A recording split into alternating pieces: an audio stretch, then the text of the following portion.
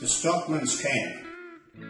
The flicker of the campfire lights up the dark night sky and casts its eerie shadows on the gum trees standing by, then dances like a demon on the iron and stringy bark, then fades away to nothing into the outer dark.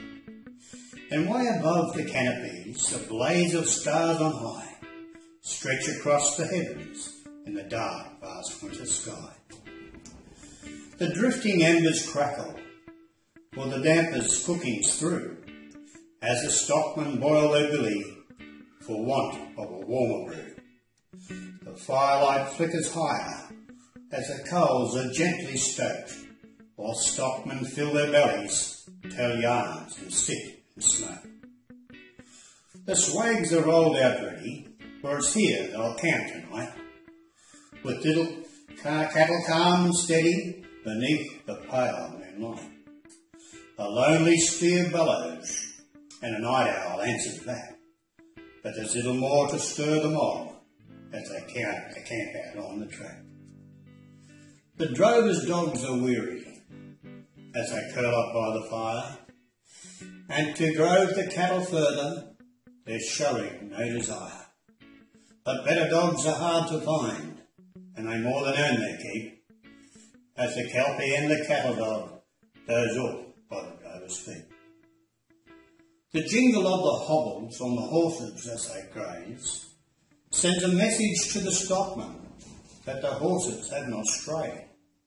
For in the inky darkness, stockmen's ears become their eyes, as around the smoky campfire their weary bodies lie. In the distance magpies warble and kookaburras laugh, as daylight comes out from hiding and peeps into the dark. Then the creaking light of morning breaks through the dark of night and bathes the surrounding bushland with a wash of misty light. Stockmen tuck it up and ready, place night pillows on horses' backs, and mount their snorting stock horses and resound a familiar yee-haw.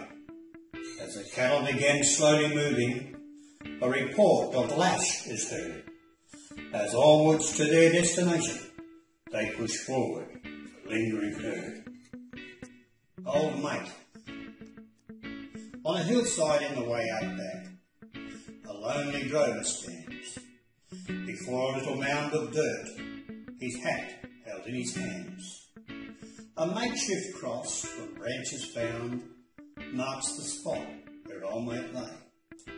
For just this day, at 12:10, his best mate passed away.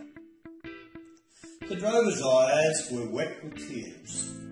His unshaven face was drawn.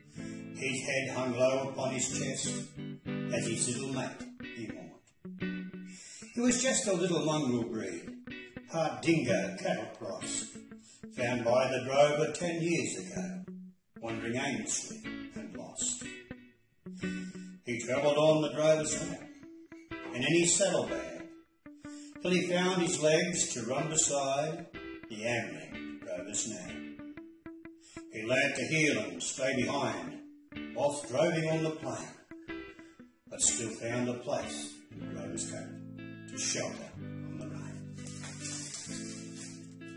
As the young dog grew, so did the bond between the drover and old mate, as he quickly learnt to work the mob, to move them on and keep them straight. Across swollen creeks they moved them on, through bushland both parched and dry, where gidgee gum and ironbark reached up to greet the sky. Around the campfire as the billy boiled, old mate would like to lay, and snap at sparks that drifted by in a playful, puppy way.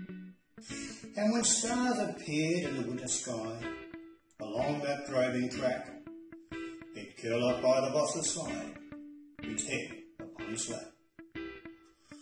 The reminiscing drover recalls how old mate saved his life and killed that dreaded red belly black when it reared up to strike, and the time he slipped on river rocks and would have surely drowned.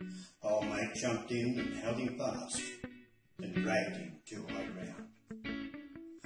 On pub verandas and shanty towns, old mate would often lay, as a drover down to Welcome Dale, to wash the dust away. And should tempers flare, as they often did, and the boss was in a scrap, old mate would wait there anxiously, perched by the drover's hat. The drover stepped back from the mount and climbed upon his horse, then headed off to the beckoning bush, his heart heavy with remorse. As the years went by, the sad drover died, and the town papers had this to say: a drover found dead from the fall of his horse at 12:10 today.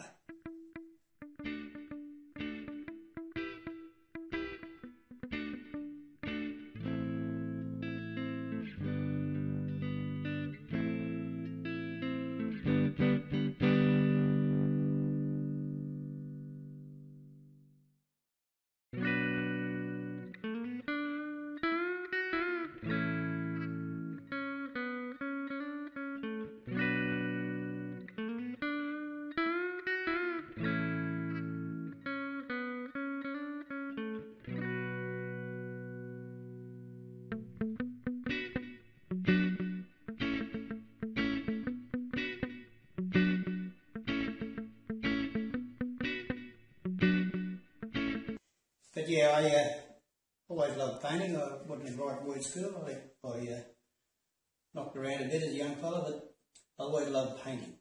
Painting was something I always loved. Painting and drawing, and I suppose I got the best master skill for that, but nothing much else.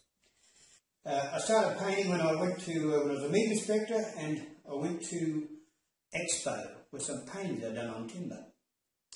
And as it is, they liked it, and they booked me to stay on the boardwalk and paint. And I sat on the boardwalk and painted. Well, I had every man around me, every Americans and the Chinese and the Japanese, and they were all there, and they'd be buying me drinks, and they'd have pots of beer lined up everywhere. And they'd be standing back buying all me paintings. And I couldn't believe it. Couldn't believe it. And I had a little dog, was made out of rope, a bosun made it for me, that's right. And his little leg cocked up like that, I had him on the floor. And I'd pour a bit of water down like that and make everybody wet himself, you see. And I said, excuse me, ma'am, and I'd mop it up in the tissue, and people would laugh, and I said, sorry everybody, he's done it, bold dog, and I'd have a go at Louis for all this, but it made the crowd laugh, and of course they will be painting. A little kid, I remember where I said, let's go young, I was about 14 by this stage, I suppose. We went to Gundawindi. And I was camping on an old, sleeping on Hessian bags, the old Hessian bags, and old corrugated iron tin huts there, and they used to kill kangaroo meats there years ago, kangaroos. And I remember being picked up for vagrancy. In those days it was the old currency, it was the old 10-bob note, or dollar note, I forget. Anyway, the cop was pretty kind to me, and he sort of was only a bit of a kid, and he said, you want to see if you can get on with the shearers. And they told me that the shearers would be there in the pub. So I went to the pub, and I remember walking to the bar and the ganger. And I must have been a little fella because I was taking on his shirt. I said, mate, I said, can I get a job with you? He said, can you rouse about it all the week? I said, yes, I can do that. I couldn't though. I didn't know the first thing about it. Although I worked in the other fields, I didn't know anything about roust about him. He said, be here at 4 o'clock in the morning. And I was. And I jumped up on the back of the truck with the rest of the shearers, and off we went out to the station, and they're shearing. I'd get up in the morning, I didn't know what to do. And look, they'll beat me up the backside and all sorts of things, cursing, swearing at me. But at the end of the days, they taught me how to throw out the fleece. And I remember there's another lad there, who was an 18-year-old guy, and he was coming to my barracks, and I'd be howling, crying. I'd be lying about crying, only a kid. And he took me blankets off my bed, the old brown blanket, the old, great blankets, and he folded them up and he'd show me how to throw out a fleece.